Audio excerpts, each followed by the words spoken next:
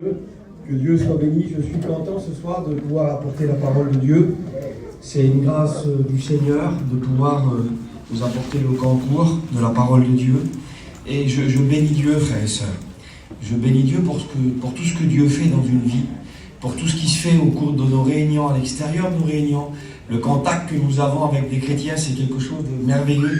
Je regardais l'église, là, qui a été refaite, l'estrade, tout ça, là, qui est merveilleux. Je sais aussi que c'est les frères qui l'ont fait, et c'est merveilleux. Je pensais des pierres nouvelles qui ont été mises dans l'église, et je pensais en même temps à ça, je pensais, ce qu'elle a dit ma compagne, ma cousine, son foyer, Gérald, qui est là, et puis tant d'autres. C'est pas que des pierres physiques, c'est des pierres vivantes que Dieu met dans l'église. Et Dieu ajoute des familles qu'on ne croit pas, des personnes que nous on a pris, on les a mis, on les a placées là, et puis on a peut-être oublié qu'un jour ils se convertiraient. Pour nous, on les a mis dans des, voilà, on a mis des panneaux sur certains gens. Mais Dieu est ce Dieu qui renverse ces choses. Et il est ce Dieu qui nous étonne toujours. Il y a un vieillard dans la Bible, c'est le dernier apôtre en vie, c'est l'apôtre Jean. C'est le plus vieux qui a vécu, tous ses collègues sont morts, même Paul est mort avant Jean. Jean est mort à peut-être pas loin d'une centaine d'années. Et puis quand il écrit l'Apocalypse, il a à peu près 90 ans. Il a rencontré, si on met qu'il a moins de 20 ans quand il a rencontré Jésus, ça fait 70 ans qu'il marche avec Dieu, c'est toute l'histoire de la mission, 70 ans. Imaginez-vous combien de ministères, combien de réunions, combien de mamans, 70 ans. Et puis, ça fait 70 ans qu'il marche avec Dieu, ça fait 70 ans qu'il côtoie Jésus. Et quand Jean voit dans l'Apocalypse Jésus qui se révèle à lui, glorieux, d'une façon, il l'a vu une fois sur la montagne, ils étaient deux encore avec ses collègues, trois. Et là, il le voit de cette façon-là, et Jésus lui parle, et il lui dit qu'il tombe à genoux. Ça veut dire qu'il est comme ça, il est stupéfait, il est émerveillé, il est à genoux. 70 ans de vivre avec une personne capable de nous faire tomber encore à genoux. Capable de nous étonner. Ça, c'est notre Dieu, frère. Et Dieu nous a étonnés. Moi, il m'a encore étonné dans ce voyage en Italie. Là. Je me suis rapproché de la famille, mon cousin qui était là, comme il l'a dit. Je regardais ça il y a à peu près 2 ans. Au mois de décembre, ça fera 2 ans. Je devais prendre l'église à Toulon au mois de janvier. Et puis, j'avais passé un petit temps en Brignoles avec les frères. Puis, on avait le mois de décembre. Et j'étais venu ici. On s'avait mis avec Sandy dans la petite place qu'ils avaient là. Et puis on avait fait une petite salle, on avait mangé un morceau avec les frères, avec tous les pasteurs. Et on avait fait une réunion ou deux là-bas. Et puis je me souviens que par politesse, River, il avait venu comme ça, il n'était pas chrétien encore. Et puis c'est pas 2 ans ça. Et quand je regarde, parce que lui il l'expliquait, c'est pour ça que je réalisais, je regardais, je voyais ATJ, à Schilling, à lui, je voyais Gérald, Pouchou, je voyais. Quelle force avait l'évangile. Il dit, ta parole fonce sur moi comme un guerrier, comme un soldat. Quelle force qu'a la parole de Dieu. Et puis ce soir, je voudrais vous partager la parole de Dieu. Je ne sais pas, c'est pas le message que j'aurais choisi moi. Si ça serait nous les hommes, on choisirait des messages, mais c'est Dieu qui met des messages sur nos cœurs. Et nous, on n'est parfois même pas conscients, on dit des choses, on ne sait pas du tout. Et puis des fois, des personnes de la famille qui se connaissent, ils disent, comment le Seigneur il peut parler. Alors on va laisser Dieu parler ce soir. Amen, gloire au Seigneur. Voilà, je remercie Dieu d'être avec les frères, cette petite tournée qui commence, avec les frères, avec Julot, avec Horton, avec tous les pasteurs, avec Dan qui était là, avec plein de frères, excusez-moi si j'oublie des frères. On était heureux avec Steve, les anciens, on a passé un temps de grâce. Mais vous savez, je pensais à ça, j'écoutais les frères parler d'Italie, c'était pour beaucoup un pays de travail qui sont là ce soir. Et puis on vient dans un pays et on revient avec Dieu et c'est comme si quand on est dans un pays qu'on n'a pas connu, on vit quelque chose qu'on ne connaissait pas. Comme si on était à côté d'un trésor et qu'on ne l'avait pas vu. Et Dieu il fait tomber comme des écailles et on découvre. Mais ça fait des années que tu vas, non, ce que je vis là, je ne le connaissais pas. Et ce que je vis, tu ne peux pas le vivre si tu ne le rencontres pas. Que c'est beau l'évangile. Amen. Alors je bénis Dieu. On va prier le Seigneur, si vous voulez bien. On va demander la grâce de Dieu, que Dieu soit béni. Merci Seigneur. On va fermer nos yeux. On va prier le Seigneur. Et je vais demander à Maï qui se lève à sa place. Tu pries Seigneur. Gloire à Dieu. Merci pour ta grâce Seigneur. Merci pour ce moment Seigneur. Merci pour ce bon programme Seigneur. Et c'est le moment d'entendre ta parole, Seigneur Jésus. Et tu vois ton serviteur, ce qu'il a médité. Je veux que tu lui rappelles, Seigneur, que tu lui donnes cette liberté, afin que ta parole parle à nos cœurs, que ta parole bénisse nos vies, Seigneur. Que ton nom soit glorifié, Jésus. Gloire à Dieu, voilà, que Dieu soit béni. Merci Seigneur. Voilà, je voudrais rentrer dans la parole de Dieu. Vous savez, dans la Bible, il y a presque 1200, il y a 1189 chapitres écrits. Et puis là, je ne vais pas vous lire le chapitre, mais on va parler d'un chapitre. J'ai à cœur de vous parler d'un temps. Je ne sais pas si ce temps, il va parler à nous ou quoi, mais je vais vous parler vraiment d'une époque, un temps particulier en Israël. Il y a eu des belles années, comme dans l'histoire d'une vie, d'une famille, d'un pays. Il y a eu on appelle, vous avez eu des années d'or. Hein, il y a eu des belles années en France, il y a eu des années plus difficiles. Il y avait quelques années en arrière, là, quand ce virus est venu, ça a été des années difficiles pour le monde entier, ça a été difficile. Et puis dans la Bible, il y a eu des belles années. Il y a eu des années où il y avait les dirigeants, où il y avait des hommes de Dieu, qui avaient des cœurs pour Dieu, qui dirigeaient bien le pays, qui amenaient des bonnes choses, qui faisaient vivre des bonnes choses, des temps de grâce, où les enfants grandissaient dans la grâce de Dieu, dans des bénédictions. Et il y a eu des temps, hein, c'est dans l'Ancien Testament, l'histoire que je vais vous parler. Et il y a eu des temps où c'était plus difficile, où ceux qui devaient amener la bénédiction ont commencé à se détourner de Dieu, à regarder autre chose. Et tout doucement, il y a eu de la peine, de la difficulté dans cette époque. Et là, il y a un temps. Ça se trouve dans le livre des Rois, au chapitre 16. Ce chapitre-là, il est un chapitre, je vais dire comme ça, il est noir. C'est un temps sombre. C'est un temps noir. C'est un temps qui est difficile. C'est un temps d'apostasie. L'apostasie, c'est l'abandon de la foi, mais l'apostasie, ça veut aussi dire une déviation. C'est pas toujours abandonné, mais c'est dévié.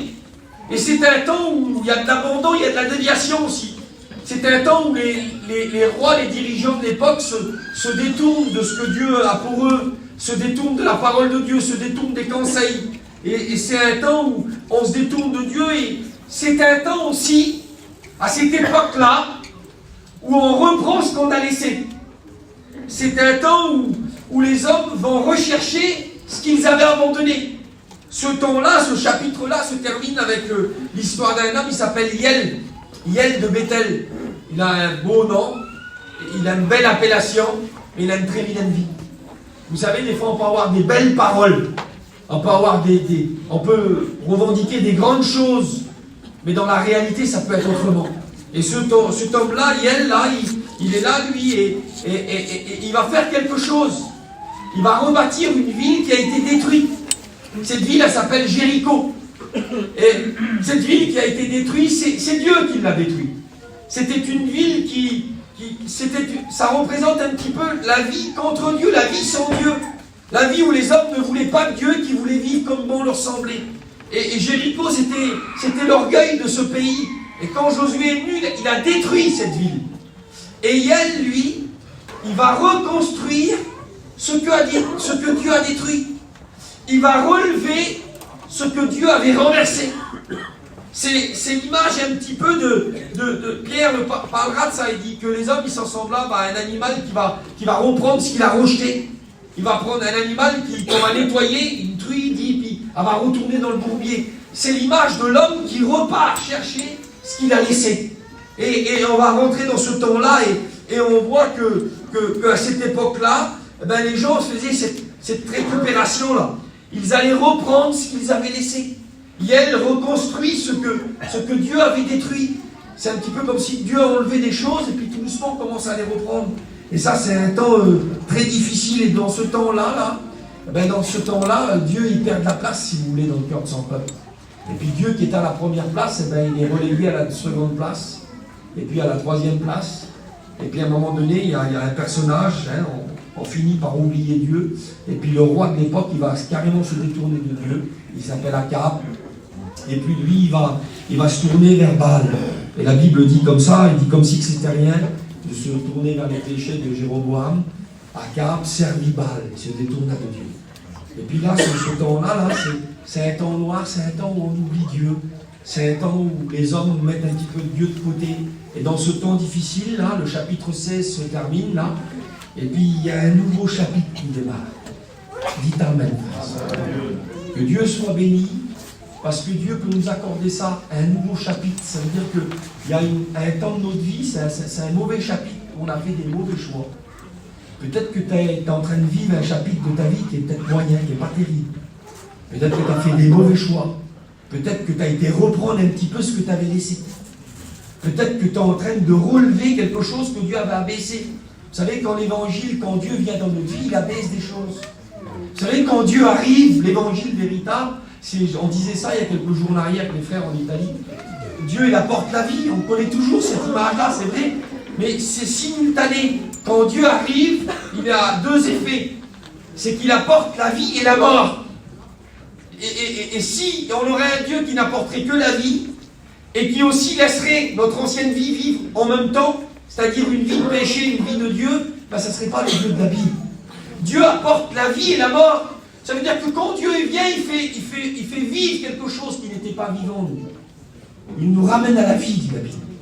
Et en même temps, il amène une certaine mort, c'est-à-dire qu'il va faire mourir le péché et vivre sa vie en nous. Et là, on voit ce temps-là, où des fois, on relève des choses qu'on aurait dû laisser mourir. On refait vivre des vieilles choses, des vieux désirs. On commence à nourrir des choses, et tout doucement, il y a ce déclin. Et puis quand le chapitre 16 se termine, là, il y a un nouveau chapitre qui s'ouvre, là, et dans ce chapitre-là, il apparaît un homme.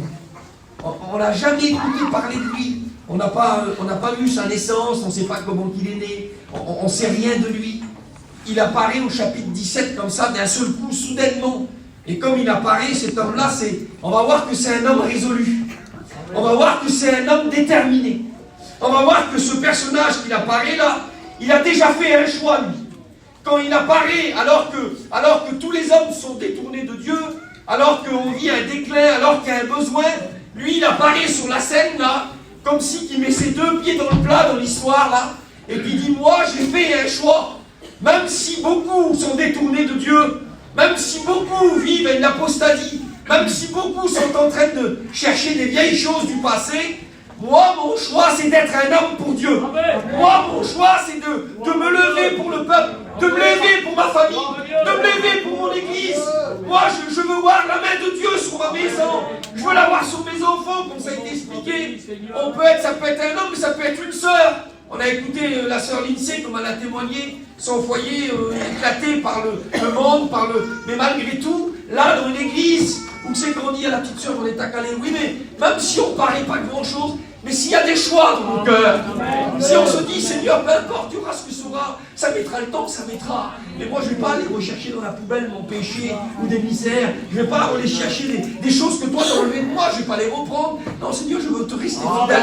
Et cet homme, il apparaît, il a un choix personnel. C'est un homme déjà qui ne se laisse pas influencer par les autres. Et je voudrais vous parler de ça aussi. Quelle importance de ne pas être un homme comme si une époque va déterminer notre vie.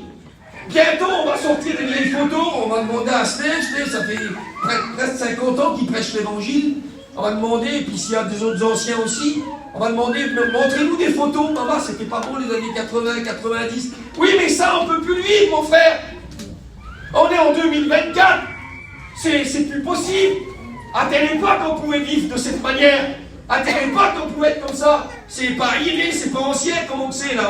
On peut plus vivre comme ça, c'est pas possible, mon frère. Et bien, cet homme-là, lui, il est en train de dire, c'est pas mon époque qui va déterminer ma vie. C'est pas la mode qui vit. C'est pas le grand nombre. Parce qu'à cette époque-là, même le roi n'était plus pour Dieu. Même les disciples du roi, le royaume n'était plus pour Dieu. Le peuple entier avait abandonné Dieu et s'était détourné pour suivre Baal. Mais lui, il apparaît dans ce chapitre directement et il dit, même si tout le monde fait, c'est pas les autres qui vont choisir pour moi. Je voudrais vous donner ce mot de soir. Ne laissez pas les autres choisir pour moi. Ceux qui ont des ministères, ceux qu'on les appelle les jeunes qui sont parmi nous là, laissez pas une jeunesse, laissez pas un mouvement. Des fois on a honte de nos choix. Des fois, on a honte de certaines positions à prendre. On dit, mais si je fais comme ça, si je fais pas ça, qu'est-ce qu'ils vont dire? Tout le monde le fait. En ce moment, c'est ça. On fait ça, c'est la mode de ça.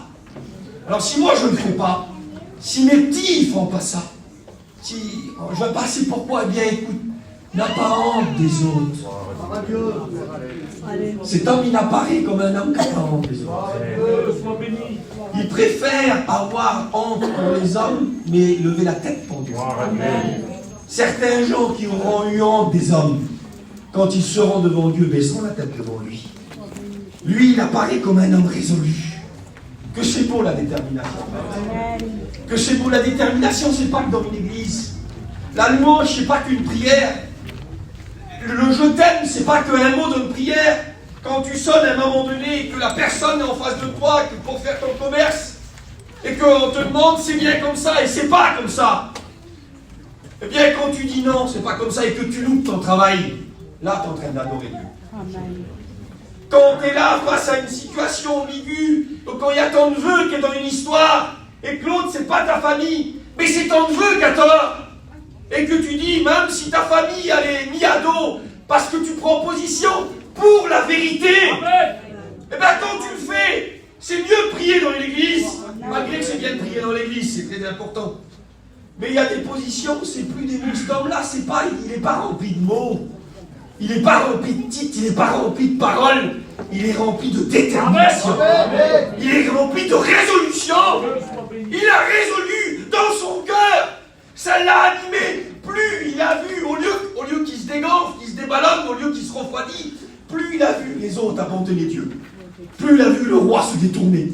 Plus ça l'a fait l'effet contraire. Normalement, ça devait être comme ça. Mais c'est possible avec Dieu. C'est possible d'être dans un temps d'abandon, de disette, dans un temps de combat, d'être entouré de gens qui ne glorifient pas Dieu. Et cet homme-là, plus il a vu ça, plus la détermination a grandi dans son cœur. Il a dit, moi je prends position. Moi je prends position. Un homme qui a choisi de rester attaché à Dieu. Un homme courageux qui va se lever contre le péché. Que Dieu soit béni. Et puis son nom, vous connaissez, il s'appelle Élie. Et puis Élie, il apparaît, lui, puis il dit ça. Il vient devant le roi il est là, et puis il va dire un mot. Il va dire, écoute Akab. Il dit, l'Éternel est vivant. Que Dieu soit béni. Amen. Parce que pour Akab et pour beaucoup, l'Éternel est mort. C'est mort, ça. Ça veut dire, vous connaissez l'expression, les jeunes disent, c'est mort. Ça veut dire, c'est fini. C'est fini, ça. Et pour certains, c'était fini. Lui, il vient, il dit, écoute, c'est pas mort. Hein. C'est pas plié. Hein. C'est pas fini. Hein. L'Éternel est vivant. L'Éternel n'est pas une mode, Akab. L'Éternel n'est pas un temps. L'Éternel n'est pas un moment. L'Éternel, il est vivant, il est vivant dans la vie. Que Dieu soit béni quand Dieu est vivant dans la vie de quelqu'un. Que Dieu soit béni quand il y a la vie. On n'est pas seulement là, si ça remue en nous. La vie de Dieu nous fait prendre des positions, des décisions. Et puis il va venir devant le roi et puis il va dire, écoute, au verset 1er, il dit, il n'y aura pas de pluie.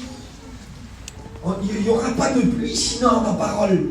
Et ma parole, c'est la parole de Dieu. Et puis pourquoi ce symbole-là? Eh bien parce qu'on disait que Baal, il était le dieu du tonnerre, de la pluie. Le tonnerre, c'est le feu. Le dieu du feu et le dieu de la pluie. On comprend mieux l'histoire après. On avait attribué à Baal, on avait dit qu'il y avait plusieurs dieux dans les divinités, mais Baal, lui, c'était le dieu de la pluie. C'est-à-dire c'était le dieu qui faisait la pluie, le beau temps, c'était lui qui avait le contrôle de la pluie. On avait donné ça. Et Élie affronte le roi, il vient devant le roi. Il vient avec ce message et il dit ça. Il dit, écoute, Akab, je vais te montrer que c'est pas Baal, le dieu de la pluie. Je vais te faire voir c'est qui le vrai propriétaire de la pluie. Vous savez ce qu'il fait, Élie, que c'est beau? Élie remet les choses à leur place. Amen. Que c'est beau. Combien qu'on a besoin de ces chrétiens-là? Ces chrétiennes-là, cette église-là, moi je ne choisis pas. Je ne sais pas s'il y a des inconvertis, mais je crois que tu peux te convertir ce soir. Amen. Vous savez, Jésus, il ne donnait pas trop de thèmes à son message. Il ne disait pas tel jour, tel jour. Dieu a mis ce message-là. Je le prêche de tout mon cœur. Élie, il est là et puis il est en train de remettre les choses à leur place, comme Jésus l'avait fait. Vous vous souvenez qu'à un moment donné, Jésus, dans l'évangile de Luc, on est venu, puis on a donné le denier, on lui a tendu le piège, on a le droit de payer, on a le droit de ne pas payer. C'était vraiment au fil du rasoir. Hein. Si Jésus disait il ne faut pas payer le denier, il serait levé contre César. S'il disait il faut payer le denier, il disait un traite à la nation.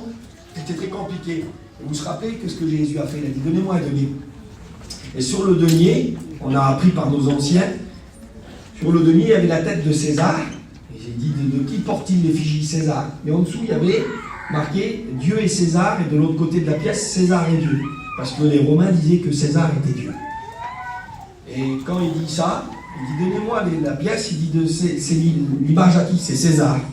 Alors il dit, donc rendez à César, la monnaie, là, la pièce, là, ça lui, rendez-lui. Rendez à César ce qui appartient à César, mais redonnez à Dieu ce qui est à Dieu. Amen. César n'est pas Dieu, il a peut-être l'impôt, là, c'est sa monnaie à lui, c'est en denier à lui. Il est le gouverneur, le chef du pays, ça à lui. Alors donnez-lui la monnaie, mais par contre, reprenez cette inscription-là. César n'est pas Dieu. Rendez à Dieu ce qui appartient. Et Élie est en train de se trouver pour un garde. Et vous savez ce que je voudrais dans mon cœur? Déjà, je voudrais qu'un Élie se lève dans mon cœur ce soir. Mais j'aimerais aussi que des Élis se réveillent dans mon cœur. Des Élis dans le cœur des sœurs. Il n'y a pas que les pasteurs. Ça ne concerne pas que les pasteurs. Que c'est beau quand une petite sœur se réveille. Quand elle est là et qu'elle sent, comme Élie est en train de le faire, il a dit, écoute, Akab, je vais te faire voir, vous disiez tous que Baal est le dieu de la pluie, je vais te faire voir. Vous pourrez le prier pendant des mois, des années. Il dit, il y aura ces années-ci. Il y aura ces années-ci. Pas de temps défini. Ça veut dire que ça aurait pu durer indéfiniment. C'était la repentance du peuple qu'allait définir le retour de la pluie. Et il dit, il y aura ces années-ci. Et là, Élie est en train de remettre les choses à leur place. Et je voudrais vous dire ça ce soir, frères et sœurs. Que la parole nous réveille. Et puis qu'elle anime ses désirs. Qu'elle porte des lumières. Vous savez, des fois, on n'est pas conscient de ce qu'on vit. Et c'est ça qui est merveilleux que la parole de Dieu. Parce qu'on est là, et d'un seul coup, une lumière arrive, tac, et nous voilà éclairés par la parole, et on comprend, on dit, Seigneur, ça, c'est pas sa place dans ma vie. Seigneur, il y a quelque chose qui n'est pas à sa place. Il y a quelque chose en moi qui devrait se trouver au dehors. Et il y a quelque chose à l'extérieur qui devrait se trouver en moi. Que Dieu nous aide à remettre les choses à leur place. Et voilà la bataille qu'Élie va livrer, frères. C'est une bataille qui va durer pendant 3 ans et demi. C'est à partir de là, ça va durer 3 ans et demi. Et Élie va livrer cette bataille. La bataille d'Élie, moi j'ai marqué ça dans mon message, c'est rétablir la place de Dieu. Amen. Dites Amen. Quelle belle décision, l'hiver allait devant nous, elle commence là. Je ne sais pas comment t'es en ce moment, mais quelle belle décision de dire, Seigneur, dans cet hiver, regardez ma maison, je veux rétablir la place dans ma maison. Ta place dans ma maison. Amen. Ton nom. Il faut que Dieu, vous avez vu, il a dit, il ne dit pas que la paix soit dans votre foyer, il dit que la paix soit sur votre maison. Ça veut dire que la paix de Dieu, elle doit dominer toute chose. Eh bien, la paix, c'est Dieu. Il faut qu'il soit au-dessus de nous. Rétablir la place dans notre couple, dans notre foyer, dans notre vie. On a besoin de ça. La bataille d'Élie, c'était de ne plus laisser un double amour au milieu du peuple. On connaît le passage où que Élie va dire, quand il réunit le peuple, il va dire, jusqu'à quand clocherez-vous des deux côtés? Il dit, si c'est Baal, qui est Dieu, allez vers Baal, et il dit, si c'est l'Éternel, allez vers l'Éternel. Ça veut dire, à un moment donné, Élie, il est en train de... Voilà, c'est son but, c'est son désir, c'est sa mission. Le but d'Élie, c'est ça. Il dit, choisissez-en un et aimez-le. Servez-le, attachez-vous à lui. Aimez-le de tout votre cœur. Et puis, c'est ce qui va amener. Puis, à un moment donné, il est là, puis il y a un combat. On voit qu'il y a Élie, mais on voit qu'il y a une autre puissance. Et on voit aujourd'hui, c'est vrai, ça existe. Il semblerait qu'il y a un autre message qui nous donne des moyens sur une autre vie, à vivre autre chose. Et puis à un moment donné, on le voit quand Élie, là, il est confronté au prophète de Baal. Et puis c'est un peu la guerre entre Dieu et Baal, qui est le véritable. Et les prophètes de Baal, à un moment donné, la Bible dit comme ça dans le verset 26, il va dire que les prophètes de Baal, ils sautaient devant l'autel qu'ils avaient fait. Ils sautaient. Et puis je pensais à ça. Ils faisaient des réunions avec des sons. C'était un évangile d'ambiance. Il y avait plus de paillettes dans cet évangile. C'était peut-être pour le peuple, ils étaient peut-être plus choqués. Élie, lui, il n'a pas fait tout ça. Il y avait cet évangile d'ambiance qui attire, et parfois on est rendu à ça. J'en parlais au téléphone avec un frère tout à l'heure, un frère il m'a appelé, il me disait des réunions qui se faisaient. Et puis des fois, on charge nos réunions beaucoup. On vient toucher le sentiment, on arrive même à faire couler des pleurs. On voit beaucoup de façons de faire, mais l'évangile n'est pas dans une façon de faire. L'évangile, c'est pas un pleur. L'évangile, c'est dans la profondeur. L'évangile doit nous impacter, nous toucher, descendre. Il rentre là, l'évangile, mais s'il reste là, c'est pas ça. Il faut que l'évangile descende, il rentre ici dans l'esprit, on le comprend. Il faut qu'on le boive, l'évangile. Il faut qu'il descende dans nos cœurs. Il faut qu'il se diffuse au siège de notre âme, dans la profondeur de notre cœur. Il faut qu'il ait un impact plus profond que cette façon de faire là. Et puis Élie, à un moment donné, quand il voit ça, Élie va être rendu à ça et on va voir ça, frères et sœurs. Et puis j'aimerais avancer rapidement. On va voir ça, on va voir que Élie, lui, il va rassembler le peuple autour de lui. Et puis il va rassembler le peuple autour de lui. Et quand Élie va rassembler le peuple autour de lui, je voudrais vous en faire la lecture. Voilà ce que Élie va faire dans 1 Roi 18, au verset 30. Écoutez bien ce qu'il est dit. Élie dit alors à tout le peuple, approchez-vous de moi. Tout le peuple s'approcha de lui, et Élie rétablit l'autel de l'Éternel qui avait été renversé.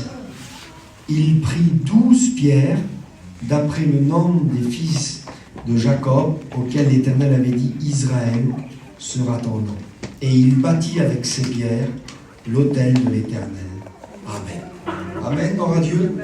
On voit que Élie, lui, il n'est pas en train de faire des sons d'ambiance, il est en train de mettre des pierres. Il est en train de rétablir 12 pierres. Il remet en place ce qui a été renversé. Vous avez vu, il n'est pas dit que Élie construit un nouvel autel. Il n'est pas en train de faire quelque chose de nouveau. Et nous, on n'est pas en train d'amener un nouveau message. On est en train de ramener le même message de la semaine dernière, des années, de nos anciens, tout. Élie ne rebâtit pas un nouvel autel, il restaure un autel qui était déjà là, mais qui a été renversé. Et c'est ce que David décrivait dans le psaume 23, il disait, il restaure mon âme. Il ne dit pas, il change mon âme. L'évangile, c'est pas seulement ça, c'est aussi quelque chose qui nous restaure. C'est quelque chose qui remet des fois en place ce qui était déjà présent. Et Élie, là, lui, et il va restaurer l'autel. Il va restaurer quelque chose qui a été renversé. C'est vraiment ça, c'est vraiment la pensée, l'histoire du livre d'Élie, là. C'est vraiment l'idée de dire, Seigneur, il faut que tu prennes ta place. Seigneur, il faut que je relève ce qui a été renversé. Seigneur, il faut que je restaure ce qui a été déjà. Des fois, nous, on a envie de courir après des choses nouvelles. C'est pas possible, on a déjà écouté ça. On a tellement soif d'écouter des choses qu'on n'a jamais écoutées, de vivre de la nouveauté. Alors que Dieu nous rappelle, il dit, écoute, il y a une place, j'avais une place dans ta vie qui est tombée. Je voudrais que tu fasses un travail de restauration. Et là, on est dans un temps où, et peut-être c'est peut-être le temps pour toi, c'est peut-être un hiver comme ça. On est dans des temps, des fois, il est peut-être le temps de restaurer. Peut-être qu'il est temps de restaurer ta relation avec Dieu. Des choses toutes simples, ta vie de prière, ta vie de lecture, ton intimité avec Dieu. Peut-être que tu es dans un temps où tu te rends compte que tu dois remettre les pierres sur l'autel, tu dois restaurer ces choses. Peut-être qu'il est temps de restaurer ta famille. Peut-être que tu es brouillé, que tu es là, et voilà, personne ne sait les profondeurs familiales. On ne sait pas, c'est des sujets qu'on n'ose pas toucher, c'est pas toujours évident à toucher, mais Dieu l'a mis dans mon cœur. Et peut-être qu'on est là, des fois, et dans notre famille, et puis Dieu dit, je veux que tu restaures ta relation de famille. Je veux que tu restaures, peut-être c'est ton couple que tu as besoin de restaurer. Peut-être que c'est ta maison avec tes enfants. Et puis Élie, c'est justement ça qu'il fait. Quand il prend les 12 pierres, d'après le nombre des fils de Jacob, et bien à cette époque-là, il y avait eu une division. Il y avait eu 10 tribus d'un côté et 2 tribus d'un autre côté. Il y avait eu une séparation. Et quand Élie arrive, lui, quand il affronte le mal, quand il est capable de se dresser devant le roi, mais aussi il est capable de comprendre qu'il doit rassembler des choses qui ont été divisées. 10 tribus d'un côté et 2 de l'autre, et Élie rétablit l'autel, il met les 12 tribus ensemble. L'image qu'il est en train de faire, par ce geste, il est en train de restaurer la famille, de restaurer les régions, de restaurer une famille, un foyer. C'est l'image qu'il est en train de donner, Élie. Et puis, ce soir, je voudrais te le dire que c'est peut-être ce que tu as besoin, toi. Tu as peut-être besoin de rentrer dans ce message et de comprendre que tu as des choses à restaurer, que tu as des démarches à faire, que l'évangile vient t'annoncer que quand tu vas sortir de là, tu vas sortir avec une mission. Peut-être que tu ne vas pas la faire ce soir, peut-être que ça ne va pas te faire dans la semaine, peut-être que dimanche, elle ne sera pas réglée ton affaire. Mais dans ton cœur, Dieu, il sait que si tu lances cette reconstruction-là, il sait que si tu dis Seigneur, c'est vrai, tu vas parler. Tu es en train de me le confirmer, ça. Tu m'as déjà parlé dans les jours passés, et là c'est clair. Je comprends que je dois rapprocher ma famille. Je comprends qu'il y a des conversions bloquées. Vous savez que certaines froideurs familiales, certaines choses peuvent bloquer des conversions des fois. Et que les gens attendent qu'on fasse des démarches, qu'il y a des choses qui se font. Et le Seigneur, il veut aller jusqu'au bout. On avait dit que Baal, c'était le dieu de la pluie, là. Et puis Élie est le dieu du feu, là. Et puis Élie rassemble le peuple. Il remet là, il fait la prière. J'avance rapidement, je ne veux pas vous tienne trop longtemps. Et puis Élie, il est là, et à un moment donné, il va commencer à demander. Et Dieu va faire descendre le feu du ciel. Et le feu, ça sera aussi le symbole de montrer qui est Dieu. C'est sur l'autel qu'il y aura le feu qu'on verra le vrai Dieu. Et je voudrais vous dire ça aussi. On ne peut pas rester dans une vie de tiédeur, on ne peut pas rester... Non, la vie, l'authenticité, parfois on a besoin de le voir. Le feu dans un ministère, le feu dans un message, mais le feu aussi dans une vie chrétienne, le feu dans un foyer, dans un étudiant. On a besoin d'aller chercher parce que je vous promets que Dieu veut le donner, le feu. Que Dieu veut le communiquer. Le feu de Dieu, il est capable de brûler tout ce qui est mauvais. Mais il est capable de faire brûler tout ce qui est bon. Ce qui est bon, les hommes, les copains de Daniel, quand ils sont rentrés dans la fournaise, ils n'ont pas brûlé. Quand Moïse s'est approché du buisson, il dit ce qu'il a attiré. Vous savez, c'est pas le fait qu'il y ait un buisson brûlé dans le désert qui a attiré Moïse. Il y en avait des dizaines qui brûlaient. À la température qu'il faisait, ça arrivait qu'un buisson sec s'enflammait. Ce qui a attiré Moïse, c'est qu'il a vu que le buisson brûlait, mais ne se consumait pas. Il a vu que le bois dans le buisson, il y avait du feu dans les branches, mais les branches ne se consumaient pas. Il a dit, c'est un feu, mais des feux comme ça, je n'en ai jamais vu encore. Écoutez, il faut que ce feu-là brûle. Il faut que on voit le feu, mais ce n'est pas un feu qui fait du mal, c'est un feu qui attire. Et quand le peuple est là, il est là, et Élie amène le feu, et puis tout de suite après, c'est beau le feu, mais il faut que l'œuvre soit complète. C'est pas le feu qui fait pousser l'herbe. C'est pas le feu qui apporte. La vie n'est pas dans le feu, la vie elle est dans la pluie. Et c'est la pluie qui féconde la terre. Il dit ainsi, on est ma parole, elle est comme l'eau qui fait germer, qui fait croître. Et puis Élie, il est là, et puis à un moment donné, il est là, le feu est venu, maintenant il faut aller jusqu'au bout.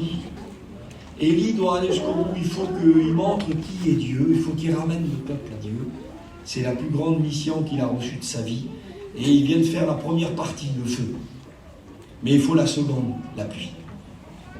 Et Élie va aller jusqu'au bout. Et je voudrais dire ce petit mot-là avant de terminer. Est-ce que toi, tu veux aller jusqu'au bout? Est-ce que c'est ton désir qui t'anime?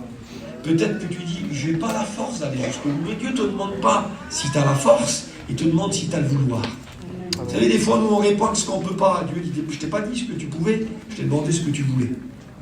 Parce que le pouvoir, c'est Dieu qui le donne. Et des fois, on est là, alors on répond, je ne peux pas. Dieu dit, réponds pas comme ça. Est-ce que tu veux? Il a dit à l'homme qui était malade, il a dit, veux-tu être guéri? Puis lui, il a répondu comme ça, il a dit, j'ai personne pour m'aider. Il a dit, je ne t'ai pas demandé si tu avais quelqu'un. Je t'ai demandé si tu veux. Vous savez, il y a plein de gens qui font du surplace. Parce qu'à chaque fois que Dieu leur demande quelque chose, ils répondent tout ce qu'ils ne peuvent pas. Écoutez, des fois, Dieu traduit même comme ça. Des fois, on dit, je ne peux pas. Dieu dit, j'ai compris. En vrai, tu ne veux pas, quoi. Écoutez, répondons pas ce qu'on peut. On ne peut pas bénir, on ne peut pas pardonner, on ne peut pas avancer, on ne peut pas aller jusqu'au bout. Ça, c'est pas notre ressort. Celui qui nous a appelés fidèles, la Bible dit, et c'est lui qui le fera. C'est lui, mais il faut le savoir. Est-ce que tu vas aller jusqu'au bout? Jusqu'au bout de tes enfants, jusqu'au bout de ta maison, jusqu'au bout de ton service, jusqu'au bout de ton église, jusqu'au bout avec ce que Dieu t'a amené. Et Élie va aller jusqu'au bout. Alors, il monte maintenant, il faut aller jusqu'au bout, il faut la pluie. Et pour la pluie, il faut prier. Écoutez, des fois, il y a plein de choses qu'on voudrait, il n'y a pas un autre moyen. On ne peut pas. Regardez où c'est que Dieu nous ramène la prière. Écoutez, on a besoin de prière. On a besoin, la Bible dit, réveille-toi pendant l'éveil de la nuit, prie pour tes enfants. Des fois, on attend, il y a un frère, il y a quelques temps, il partageait ça. Il avait son garçon, il sentait que Dieu l'appelait, il faisait partout. Et puis à un moment donné, Dieu lui a mis à cœur de se lever la nuit, de prier pour son fils. Et puis il a commencé à le faire, et au bout de quelques jours, il a vu une action qui se faisait pas. Écoutez, la prière, il y a vraiment une puissance. C'est vrai, la prière fait bouger les choses. Et il est là, il rentre dans ce combat, il faut qu'il va jusqu'au bout. Il se met à prier, il commence à prier. Et puis, quand il commence à prier, là, à un moment donné, il est là. Et puis, il est déterminé, on l'a vu, on l'a dit au début. Un homme déterminé. Et il a toujours la même détermination. Ça fait 3 ans et demi que ça présente à Akab. 3 ans et demi, ça n'en fait. Hein. Ça fait 42 mois, ça fait pas mal de temps. Hein. Et les mois, ils ont passé. Il y a eu des moments où ça ne devait pas être facile. Il y a eu des moments où il était là, les corbeaux venaient, c'est pas trop agréable d'être nourri par un corbeau. C'est pas le McDrive. Les corbeaux qui venaient, c'était pas. Il y a eu des moments où il y a eu des moments durs. Il y a eu des moments où il était vers une veuve, il y a eu des moments où il était là-bas dans la tente de famine, il était caché, c'était pas facile. Il y a eu certainement des moments pour toi aussi où ça n'a pas été facile. Peut-être que tu es même dans un moment pas facile. Peut-être que tu es chez la veuve en ce moment. La veuve, vous savez où qu'elle habite, le territoire de la veuve? Elle habite à Sérapta. Vous savez c'est quoi Sérapta? C'est le domaine de Sidon là-bas. Là. C'est la capitale de Jézabel. C'est le royaume de Jézabel. C'est là où on va dire ce qui va dans la gueule du lion, comme la gueule du loup, comme on dit l'expression là. Tu vas là-bas, il y a des moments donnés où on sent qu'on est en territoire ennemi. Ça vous a déjà arrivé ça? Où vous sentez que l'ennemi est tout autour de vous? Où vous regardez vos foyers, vos enfants, et vous dites Seigneur, et Dieu dit chut, reste tranquille. Amen. Et puis Élie, il était là, et même en territoire ennemi, ça n'a pas changé. Il est resté déterminé, il est resté résolu. Même comme il était là dans le torrent de Kérit, là-bas, qu'il était tout seul, personne à qui parler, tout seul, pendant des mois, tout seul. Et puis il y a ces moments-là aussi où on est là, et la solitude voudrait nous changer. Mais si on aime Dieu, si on garde notre main dans sa main, si on continue son chemin, alors le cœur restera comme il est du premier chapitre là jusqu'à maintenant là. 3 ans et demi sont passés. Élie est là, il monte sur la montagne, il a toujours le même cœur. Il dit Seigneur, je veux aller jusqu'au bout. Je veux pas une vie chrétienne d'un temps. Écoutez, on va aller jusqu'au bout, on arrive. Il va l'avoir, va venir la réunion. Là. Des fois, ça se fera en pleine réunion comme ça. Il y aura cette réunion dans la réunion. Il y a une réunion qui va interrompre toutes nos réunions. Une grande réunion que Dieu a prévue, vous savez. Hein. Il y a une réunion, ça ne sera pas un message WhatsApp. Ça sera une trompette avec un archange qui va crier très fort. Ça va être tellement fort que les morts en Christ vont l'écouter, cette réunion. Leurs âmes vont quitter le sein d'Abraham, le paradis de Dieu là. Il va rentrer dans leur corps va être transformé. Ils vont sortir des sépulcres et après, pas nous d'abord, eux d'abord. D'abord, il leur laisse l'honneur à eux, Seigneur. Tous ceux qui sont partis avant eux. Et eux, ils vont se réveiller et nous, on va être transformés. Et si la réunion elle se passe maintenant, là, il arrête ma prédication, c'est pas important. Elle est plus importante, cette réunion-là. Amen. Et Élie, l'idée qu'il a d'aller jusqu'au bout, c'est qu'il veut être... Et il le vit, Élie, ça. Hein. Élie vit l'enlèvement. Hein. Là, on est au chapitre 18, 5 chapitres après, pas très loin. Hein. Deuxième livre des rois, chapitre 2, Élie est enlevé au ciel. Élie est le titre de l'église. Écoutez, on n'est pas loin de l'enlèvement. Et on a fait peut-être la moitié du travail. On a fait tomber le feu, peut-être. Et les gens ont vu, ah, c'est un chrétien, c'est un chrétien, c'est un chrétien. Le feu, c'était pour montrer qui était le vrai Dieu. Il faut aller jusqu'au bout. Il faut que la pluie arrive. Et je t'encourage à aller jusqu'au bout. Je t'encourage à ne rien lâcher, à ne rien arrêter. Et il est là, et puis il faut qu'il prie, il monte sur le sommet de la montagne, le mont Carmel, on était avec les frères. On était avec les frères là-bas. Comme on parle d'Israël, je suis complètement fou, je pense. On était là-bas avec tous les copains, là, c'est merveilleux. Et on était là-bas et on voyait là, et Élie priait, et puis il regardait certainement, parce que ça donne vue sur la mer là-bas. Et puis il avait son serviteur, il était en prière, une première prière, il dit alors, Le ciel tout bleu dégagé, ça faisait 3 ans et demi que le ciel était bleu. Ça faisait 3 ans et demi que des gens mouraient de soif, de famine, de faim, et qu'on regardait le ciel et rien, et là Élie prie. Alors, rien. Qu'est-ce qu'on fait alors? On arrête? Non, on continue. Amen. Amen. Écoutez, il y en a qui s'arrêtent des fois. Quel dommage pour tous ceux qui sont arrêtés. Vous ne trouvez pas que c'est dommage? Quel dommage! Parce que vous savez quoi, avec Dieu, ça payera toujours. C'est une question de temps. Arrête-toi pas. Décourage-toi pas. Continue. Continue, te dit le Seigneur. Continue, mais c'est dur, continue. Et alors, le serviteur doit me dire, il n'y a rien. Et puis regardez Élie, on peut en dire comme un jeune étudiant, je ne sais pas moi. Alors, et puis Élie remonte. Et puis il prie, et puis il continue 1 fois, 2 fois, 3 fois. Et puis il ne sait pas combien de temps, il n'y a pas un temps déterminé. Vous savez comment je la vois, moi, la prière d'Élie, là? Je vois, vous savez comment je le vois? C'est la fête, il arrive, il a de l'âge, il est vieux, ça fait longtemps qu'il sert. Je le vois comme c'est un pitbull, Élie, là. Il est acharné. Il a saisi Dieu comme Jacob et il dit, je te lâcherai pas. Je te lâcherai pas, c'est ce que tu m'es béni. Quelle bonté comme une maman est animée pour son fils et qu'a dit, Seigneur, je te lâcherai pas. Amen. Je te lâcherai pas ce qu'attends tu m'as dit. Je te lâcherai pas, peu importe. Si tu m'emmènes dans un pays, peu importe. On connaît le témoignage à Norton, on connaît qu'il y en a, ils sont témoignages. Plein de fois, moi je le dis parce que c'est tellement vrai, on parle de la Bible, mais on parle des gens de chez nous aussi. Quand à un moment donné, Norton, il était là-bas avec son petit frère, Jonathan, c'était à Paris, Max, il était Stildo. C'était des drogués invétérés. Et puis elle était là à prier, puis Dieu a mis dans son cœur d'aller à Bordeaux dans une mission là-bas avec des frères. Et elle a dit à sa belle-mère, elle a dit, Seigneur m'a à cœur de partir. L'autre, elle a dit, le Seigneur, il me dit que mes petits vont se convertir, mon petit va se convertir là-bas. On parlait de Norton. Sa belle-mère a dit, tu vas t'en aller? Oui, les Stildo, avec les petits dans l'état qui sont, tu vas aller dans la mission là-bas, 600 km, sans contrôle, sans encre, sans personne pour un petit peu les... Vous voyez bien la situation. Elle a dit oui, Dieu. Elle a dit ben, d'ici se convertit, je m'arrache l'œil, je le mange. C'était impossible pour elle. Et puis elle est partie. Comme Élie. Elle a rien lâché. Parce que quand on prie, Dieu parle. Quand on prie, Dieu met des choses dans notre cœur. À un moment donné, Dieu dit, t'as prié, lève-toi maintenant. Il dit, comment? Lève-toi, va là-bas, fais comme ça. Ben maintenant, t'as prié, Dieu parle, fais ce qu'il dit. Elle le fait, puis on connaît le témoignage. Elle est là, et puis je vous coupe au cours, dans un culte, qui sait qu'ils vont briser, leur il est brisé. Et puis, comme l'autre, le plus jeune, il voit ça, lui aussi, tous les deux en même temps, ils se convertissent, ils passent par les eaux du baptême. Elle téléphone sa belle-mère, elle dit, ben, tu peux te manger les 2 yeux. Quelle affaire? Imaginez-vous qu'à l'âge, imaginez-vous que la raison, c'est vrai, t'as raison. Parce que toi, tu veux expliquer ce que Dieu met dans ton cœur. Mais c'est pas obligé qu'il te comprend. Même le pasteur, il peut te comprendre des fois.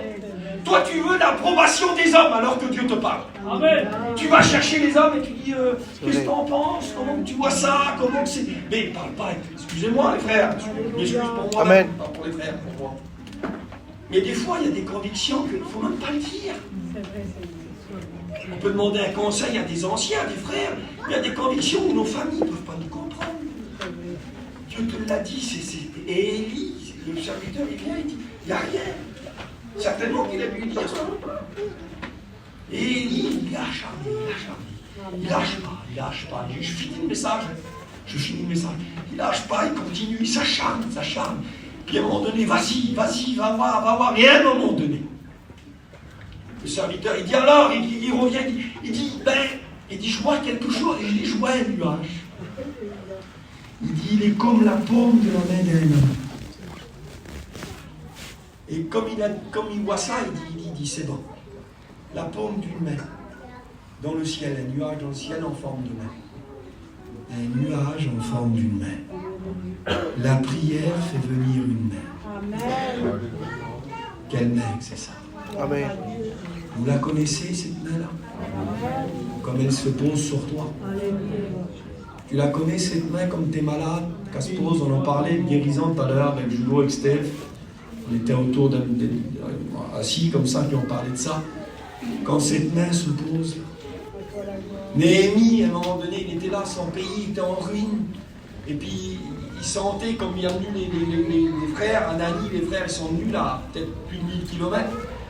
Il a demandé des nouvelles, lui, il était déporté là-bas. Alors, il dit tout est en miettes. Allez, je vais le faire version gitan. Tous les petits sont en miettes. L'autre, c'est un drogué invétéré. L'autre, son foyer, on va divorcer, ça tient sur un fil. Il n'y a plus rien qui va, il n'y a plus. Et lui, il est touché dans son cœur. Qu'est-ce qu'il fait? Il prie, il jeûne pendant 3 mois. C'est pas un pasteur, Néhémie, hein. C'est un frère. Écoute, frère, sœur, t'es touché. Dieu t'appelle, rentre dans la prière. Rentre dans le jeûne, il prie, il jeûne.